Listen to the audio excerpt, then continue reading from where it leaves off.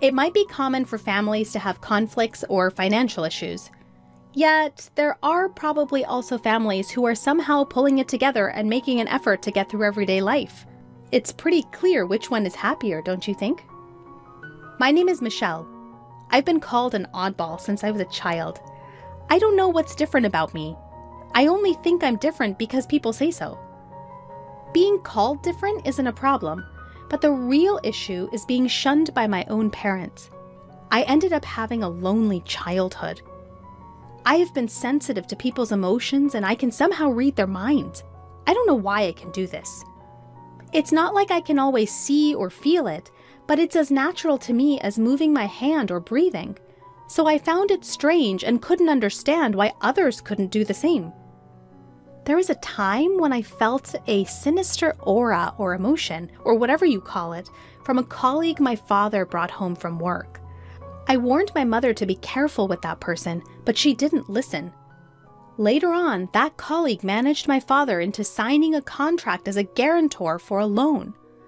Although my mother didn't take my advice, when my father stepped away from the table with his colleague, I told him, "Dad, something is telling me that the word joint is dangerous. I don't know what joint means, but please be careful." So, my father hesitated and refused to sign as a joint guarantor. Thanks to that, when my colleague went bankrupt and couldn't repay the debt, my father was able to avoid shouldering all the debt. Another day, when I was shopping with my mother, I felt a wave of discomfort coming from behind us. When I turned around, I felt this wave coming from a man wearing sunglasses and a hat. "Mom, let's take that side street." Saying this, I grabbed my mother's hand and moved to the side street. My mother was confused and asked what was wrong, but just as we moved to the side street, we heard a shout of "Thief!" from the street we were just on. The man with the negative aura had snatched a woman's purse who was walking in front of him and ran off. The woman who had her purse snatched fell over from the momentum and got hurt pretty bad. If we hadn't moved to the side street and continued walking, the man's target would have been my mother. Such things happened frequently, and I was labeled as a strange and mysterious child. And paradoxically, my parents began to avoid me. I was lonely and isolated. What seemed normal to me was not perceived as normal by others. I began to keep my mind to myself, since being the strange, weird, and spooky child is who I am to others.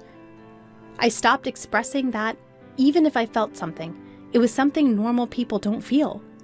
It was because I understood that if I didn't say something, they wouldn't say I was a weird kid, that I was just like a normal kid. I have a sister, Amy, who's 3 years younger than me. Unlike me, Amy's a regular kid. As the years go by, I find myself growing darker, retreating more into my shell. But Amy just gets cuter and more charming. It's clear who anyone would prefer. Our parents clearly started to favor Amy over me. Amy is such a lovely girl, but Michelle seems to be a bit on the darker side. Indeed, Michelle has become less odd lately, but she's still a bit different, isn't she? What they call odd was me refraining from talking about things only I could sense.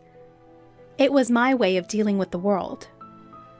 I was fed up with how this power of mine was torturing me, and I was trying hard to suppress it. I wondered if my attempts to hide myself and appear normal were ironically making me seem abnormal, or if once labeled as the odd kid, the image just couldn't be erased. I grew up without receiving much love from my parents. On the other hand, Amy received all the love, including my share. Amy, who was pampered and raised, sensed my parents being cold and distant towards me. She started to look down on me. "I don't like being around you. It feels like your gloominess rubs off on me. I'm so cute, but your loner image brings me down." She started to insult me whenever she got the chance. Our parents just lightly scolded Amy, but they never seriously tried to correct her. When I was in 8th grade and Amy was in 5th grade, she was scouted by a talent agency on the street. I knew it! It's because I'm cute. They said I could even appear on TV. Amy, pleased with herself, started dreaming big, and our parents didn't seem entirely against it. You should calm down and think carefully. I sensed something shady about this. I spoke up, expressing the intuition that I had long suppressed because I didn't want Amy to get into trouble. Amy, who didn't know about my unique ability, said, "What's your problem? Are you just jealous because you're not cute and nobody approached you? Don't say weird things and stop interfering with me." She seemed furious. Even my parents, who knew about me, either forgot about it or were too excited about Amy standing on the glamorous stage, sided with Amy and criticized me. After that, I resolved to remain silent again. I told myself that there was nothing good in saying unnecessary things. One day, a student teacher came to my junior high school. He was a male college student who graduated from the school and aspired to be a physical education teacher. As he shared his dreams about education and gave a strong greeting, the teacher and students, especially the female students, were charmed. When he responded cheerfully to the girls' excited cheers, I sensed a dark aura from him. I had always vowed to hide myself and not reveal my unique abilities. But seeing my classmates potentially in danger, I decided to break my self-imposed rule. I chose a teacher who seemed understanding and talked to them. "I know this is sudden, but please believe me and help me." The teacher was puzzled by my sudden request, but she agreed to stake out a certain location after school just as I asked. I didn't tell the teacher the details. I had no reason to think they would believe me, but the fact that they agreed to help without any explanation might mean they're not an ordinary person either. And the next day, the school was in an uproar. A male student teacher was arrested for violating a public nuisance prevention ordinance. The location where the teacher staked out was near the girls' restroom, and within 15 minutes of starting the stakeout, the student teacher appeared, entered the girls' restroom, and installed a video camera. The teacher caught him in the act. Thanks to that, female students were saved from being secretly filmed, and their dignity was protected. Meanwhile, my sister, who was scouted by a talent agency, proudly joined the agency, but there were no real lessons or auditions. She only had to pay expensive membership and lesson fees. Then, suddenly, the agency closed down, leaving an empty shell. In short, my sister was scammed. She cried and screamed, directing her anger at me. "It's all because you said weird things! My future is ruined! It's all your fault!" It didn't make any sense, but my sister seemed to truly believe it. Maybe that's the only way she could handle it, but for me, it was a disaster and a nuisance. Our parents didn't say such unreasonable things, but their attitude became more distant towards me and more supportive of my sister. I ended up feeling lonely again, as the odd one out. I was happy that I could help everyone at school, but I was terrified that my actions would corner myself. That's when I received a call from the teacher who had listened to my story, asking me to come to the staff room. Worried that I would be labeled as strange again, I opened the door to the teacher's staff room. "You knew something like that was going to happen, didn't you?" The teacher asked me in a low voice without any preamble.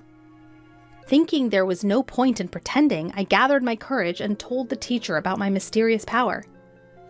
"I thought so. I know there are very few people like you." For the first time, someone showed understanding for my situation.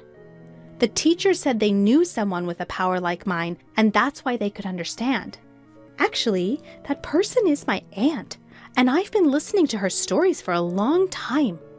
You must be worried about a lot of things because of your power. Maybe getting advice from someone who's been in your shoes will help clear your mind. Saying that, the teacher introduced me to the person. The person looked at me with kind eyes and said, "It's natural to be worried. But you don't need to suffer." I was drawn to their gentle yet deep eyes that seemed to see through everything. The person's name was Haley, and she had the same kind of power as me since she was a child, and she had experienced a lot of struggles and hiding herself throughout her life. The stories from my senior who had gone through the same experiences helped me release my worries and doubts. From this day on, my interactions with Haley began. I called Haley my mentor, but she just gave a wry smile and said, "Please don't." Thanks to Haley, or rather my mentor, I changed. I had been living my life hiding as a quiet, unnoticeable existence. But as my consciousness transformed, I gradually began to live a normal life as an ordinary girl. However, since the incident with the talent agency, I have not been able to reconcile with my sister. If anything, it feels like we're drifting apart. It's become normal for her not to talk to me, and when she does, it's just to complain or insult me for no reason.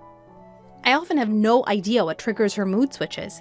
My power couldn't predict my sister's emotional changes either. Just because you got into college doesn't mean you're all that. It's not even that great of a level, and you're so happy-go-lucky. My sister, who had been expected to get into her top choice high school, ended up at her second choice safety school. Because of that, she got mad when I got into my first choice college. It's not like I'm full of myself or brag to her. She just disses me because of her own assumptions. Our parents only try to appease my upset sister and keep their distance from me, as if telling me to stay away from her. It seemed that my sister didn't like the fact that I had become brighter since meeting my mentor. To my sister, I had to be a dark and gloomy girl who was inferior to her. But my sister is really smart. It was surprising that she failed her high school entrance exams. Of course, she was filled with frustration, and she poured all of that into studying at her new high school. As a result, she was at the top of her class for all 3 years and got accepted into a prestigious national university in one shot. I got into the most difficult university. Your college doesn't even come close to mine.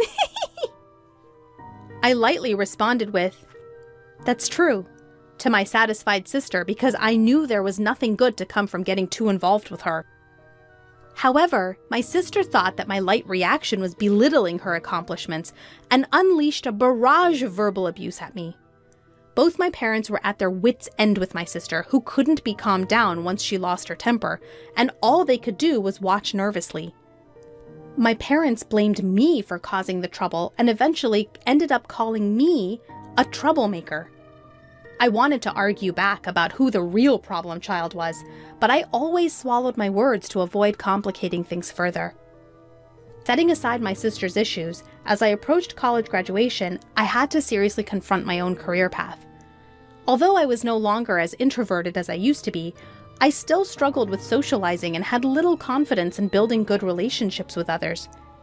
My ability allowed me to detect people's negative emotions. While I could sense positive emotions as well, it seemed people were more prone to negative ones, which made detecting such negativity painful for me. Throughout my school life, I was tormented by these swirling negative emotions and had come close to losing faith in people.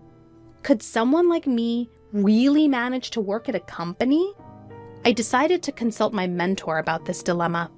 I wanted to learn how she had overcome similar issues, as I was sure she had faced them as well. "I have experienced the same worries as you.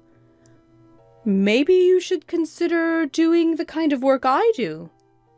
My mentor used to work as a fortune teller and a counselor, helping people resolve their problems. She could use her abilities to their fullest extent and contribute to the world and people around her. Also, she was able to work freelance, which meant she didn't have to belong to any organization, and there were fewer chances of getting entangled in human relationships or being affected by other people's emotions. "It's the perfect job for people like us." Encouraged by my mentor, I decided to pursue the same line of work. She taught me everything from how to do the job to how to acquire clients. Nowadays, thanks to the internet, it's possible to work from home without any issues. When I told my parents and sister that I would not seek employment after graduation and work from home instead, they responded, "What's that? What kind of job is that?" Seems so dumb. You'll be home all the time? At least make sure to do the housework. Can you even make a living doing that? How will you cover living expenses? Well, as long as you contribute to the household, do whatever you want. While I expected such a response from my parents, it made me feel a little lonely that they didn't support me more. I felt sad thinking about their demands for housework and money. My mood darkened, and so my life working from home began. At first, I didn't have any job requests, and I struggled day by day. But with my mentor's help, I gradually got the hang of it and started to make a living. For about a year, I couldn't contribute financially to the household, so I focused on doing the housework. My dad seemed unsatisfied, but my mom was relieved and kept him in check. After about a year, when I finally started contributing financially, my dad mocked me by saying, "Finally, you're able to earn some pocket change, huh?" But I could tell that he was actually quite satisfied with the money. However, even though I was contributing, the amount of housework I had to do didn't decrease, and our lives remained unchanged. Then, after another 2 years, my sister graduated from college and secured a job at a foreign company. Unlike you, I'm an elite. You're just unemployed living at the bottom of the barrel. It's so depressing to have you as a sister. My sister, who had successfully landed a job, started to belittle me for working from home. What are you even doing working from home? That's just like playing. You're nothing more than a parasite living at home. At times, she'd say, "It's really weird not to work outside. I'm working my butt off, earning everyone's respect, and now I've been promoted to team leader. My pay is going to increase, and I'm probably earning about 10 times more than you. There's no way a homebody like you can earn that much." My sister, who was promoted to team leader after only a year and a half in the company, kept one-upping me and looking down on me. She boasts about her good salary, but hardly contributes any money to the household, and she doesn't help with the chores at all. Laundry, cleaning, preparing meals, everything is dumped onto Mom and me. When I say Mom and me, Mom mostly leaves it to me, so I'm basically carrying everything. Whenever I say to her, "Amy, you should take care of yourself a little. You shouldn't just spend all your money on fun. You should contribute to the household too," she just dismisses me saying, "You, the unemployed, can handle the chores. I'm saving my money for my future." Our parents also just let her do as she pleases for some inexplicable reason of, "It's Amy, can't be helped." I was used to my current lifestyle, and it was a comfortable environment for me to work, so I wanted to keep it that way. But I was starting to consider how to take care of myself. And then came the bombshell announcement from my sister. "I'm getting married!" Without any prior warning, both our parents and I were taken aback as she continued, "He's really rich! A real elite with an annual income of over $20 million! Oh, sorry for finding happiness before you, but marriage is just a pipe dream for unemployees like you, isn't it?"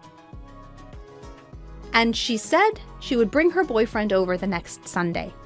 With the rapid-fire succession of sudden developments, Sunday came as we were still reeling. The man my sister brought along looked like a successful young man, impeccably dressed with a sharp suit. "Nice to meet you. My name is Danielle. I would like to ask for your permission to marry Amy." His greeting was completely proper, and he showed good manners. "See? Isn't he wonderful? Just as I said. I'm going to be so happy with this man." "So, Danielle, what do you do for a living?" Dad managed to ask a question while being overwhelmed by the boyfriend's aura. "Yes, I'm currently training at a company that my father knows." We were puzzled by the word training, and then Amy said gleefully, "His father is the president of a company. He's training outside now to take over the presidency in the future." My sister seemed over the moon about the prospect of becoming a future president's wife. Afterwards, we had various conversations and Amy's boyfriend left stylishly. There were a few things that made me raise an eyebrow in the conversation that followed, but my parents were thrilled with the high-spec man. However, I felt an inexplicable, dark shadow from that seemingly refreshing and good-natured man, Daniel. It's something only I can feel, so I don't know how to explain it. However, I could no longer remain silent, fearing that marrying a man with insecurities would make my sister unhappy. Amy, you've only been dating him for less than 3 months, so you might want to understand him a little more before deciding to get married. I had a strong gut feeling warning me of something, but I was unable to articulate it properly. All I could do was attempt to caution Amy using general advice. What are you talking about, sis? He's an elite and a future CEO. You won't find anyone better than him. Oh, I see. You're jealous, aren't you? You're bitter because you're comparing your life to my happy one. Poor jobless sis. Even our parents got angry at me for getting in the way of a rich man becoming part of our family. You're just unemployed, so at the very least, stop interfering with your sister's happiness. It was clear to me that our parents were hoping to secure a comfortable old age by marrying Amy off to a wealthy man. Frustrated by my inability to effectively communicate my concern about the dark shadow, I sensed looming over Amy. My head was spinning. In the meantime, the two got engaged, and a meeting between both families took place. Daniel's parents, like him, carried an air of freshness about them, but I felt the same ominous cloud hidden behind them. However, I was unable to convey this danger to my overjoyed sister and parents, and before I knew it, the day of the wedding had arrived. The CEO of our company is attending today's reception. Can you comprehend how much I'm appreciated and anticipated in my company? I guess it's a kind of honor that a shut-in like you wouldn't understand. Before leaving the house, my sister gleefully shared this news with me without me even asking. She always included some derogatory words directed at me. At the wedding ceremony, held at a hotel, the couple who pledged eternal love to each other entered the reception hall. Watching my sister, who was beaming with joy, I worried about how long this happiness would last. As my sister mentioned, the CEO made a keynote speech. Naturally, it was full of praise for my sister, which delighted her. Once the speeches were over, food and drinks were served to each table. There were all sorts of delicious-looking dishes, but I started to feel a sense of discomfort gradually. That's because no dishes were being served in front of me. At first, I thought it was just late, but other tables were already being served drinks, appetizers, and so on, one after another. Clearly, something was off. Nothing was being delivered to me. People at the same table began to notice this oddity and started whispering among themselves. At that moment, my sister came over to me and whispered into my ear with laughter in her voice. We didn't prepare free meals for the unemployed. After all, it's such a waste to serve such food to a jobless person. You should just eat potato chips at home. Just leave your gift money and go home. This outrageous remark was spoken loudly in my ear, and my ears rang. Daniel, sitting at the groom's table, was grinning and nodding greatly. Even our parents, who at first seemed surprised, said, "Well, it's true. Michelle is jobless after all." I was first taken aback. Then a wave of anger surged up within me. I never thought you'd stoop this low, sis. Mom and Dad, this is unacceptable. How could you accept such rudeness? My parents just scowled at me, never bothering to reprimand my sister. Fine, I get it. I'm leaving, but don't come crying to me later. What's with the parting shot? The howling of a sore loser, I guess. Amidst the chaos of this unbelievable turn of events, a man suddenly stood up.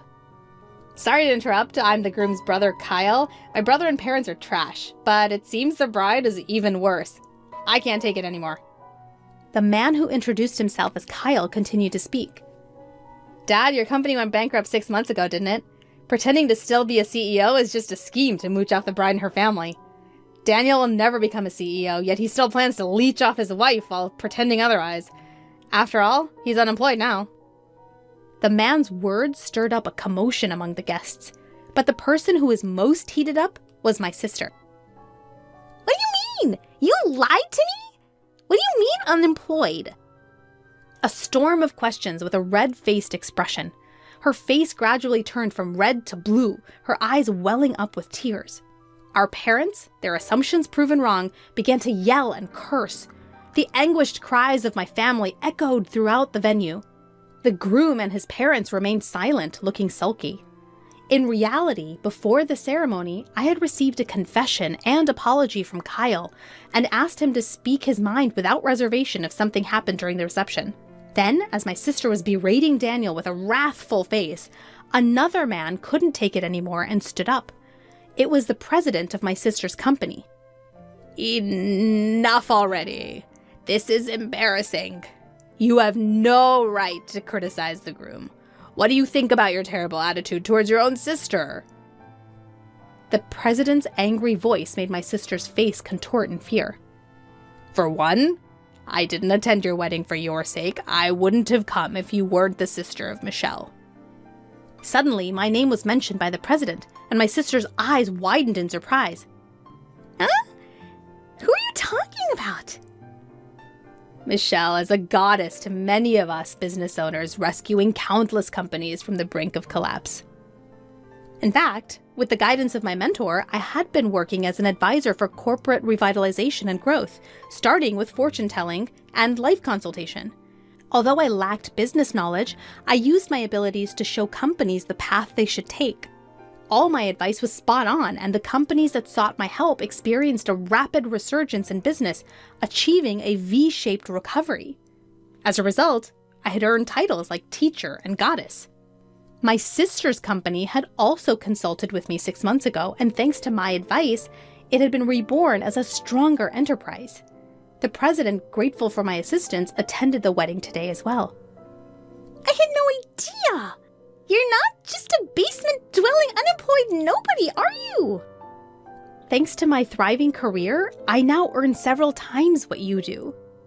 Despite contributing significantly to the household income, our parents never seemed to care about me. I wonder what they thought that money was. Uh-oh, we thought Amy provided that money. The parents seem to have misunderstood the situation. There's no way Amy would have been contributing money to the house. The wedding reception turned into a chaotic scene and was called off. Naturally, all the guests were fully refunded their wedding gifts.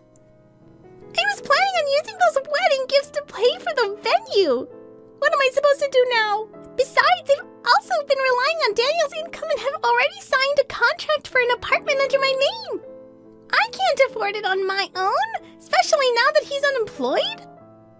Daniel, in response to his sobbing bride, retorted, "You're the one who signed the contract. I don't know anything about that." I want to divorce you, fraudster! The wedding was a complete disaster. It was a result of gratuitous malice towards others.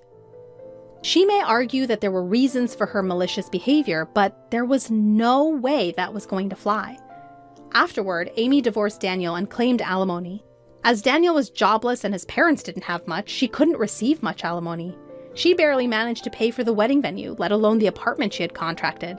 The place that was supposed to be their love nest was never occupied and was canceled. However, the debt didn't simply vanish, and Amy found herself heavily burdened by the loans.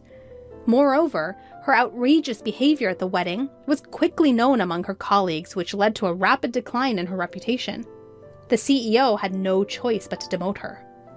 With no place left in the company and having lost her pride as an elite, Amy wanted to quit and run away, but she had to bear the embarrassment for the sake of loan repayment, continuing with a trivial job in a hardly noticeable basement storage room. Daniel and his parents, who had failed in their plan to leech off Amy, were now scraping by with occasional day labor. Naturally, Sean's elder brother Ethan had cut off all ties with his parents and brother. The parents quickly gave up on Amy when she hit rock bottom and tried to cozy up to me instead. To them, I said, "I've had enough of being manipulated by you. I'm cutting ties. Goodbye forever." I declared this and moved out to start a new life in a newly rented apartment. They took in the fallen Amy, who was struggling to make ends meet. Amy's salary was drastically reduced, and she couldn't possibly contribute to the household expenses. Of course, I stopped the money that I was contributing to the house as well. Unable to lower their standard of living, our parents quickly became exhausted and are panting every day. My work is going so well, and I'm able to guide many companies and individuals in the right direction. In fact, I started dating Kyle after the whole wedding incident, and he recently proposed. If things go well, marriage could be on the cards. I'm looking forward to building a happy life with Kyle, a man of pure heart with no dark shadows.